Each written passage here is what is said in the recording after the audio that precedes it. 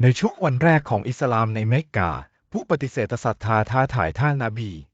มุฮัมมัดให้ความสงบสุขกับเขาเพื่อทำการมหัศจรรย์เพื่อพิสูจน์ความเป็นศาสดาพยากรณ์ของเขาในการตอบสนองต่อความท้าทายของพวกเขาผู้เผยพระวจนะได้อธิษฐานต่ออัลลอฮ์ในคืนหนึ่งด้วยพระประสงค์ของอัลลอฮ์สัญญาณอันมหัศจรรย์ถูกมอบให้กับประชาชาติ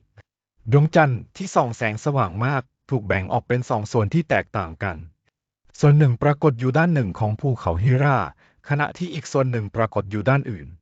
บรรดาผู้ปฏิเสธศรัทธาได้เห็นเหตุการณ์มหัศจรรย์นี้ด้วยตาของตนเองแต่พวกเขาปฏิเสธความจริงเหตุการณ์นี้ถูกกล่าวถึงในอัลกุรอานในซูเราะห์อัลคัมมาว่าชั่วโมงนั้นใกล้เข้ามาแล้วและดวงจันทร์ก็แยกออกเป็นสองส่วนและหากพวกเขาเห็นปาฏิหาริย์พวกเขาจะหันกลับและกล่าวว่ามันเป็นเวทมนต์สำหรับบรรดาผู้ศรัทธาการแตกของดวงจันทร์เป็นปาฏิหาริย์อันยิ่งใหญ่เป็นการเตือนถึงอำนาจและความโปรดปรานของอัลลอฮ์มันยังคงเป็นพยานในวันนี้ของพลังที่ยิ่งใหญ่ของอัลลอฮ์และราซูลของเขาและความสำคัญของความเชื่อ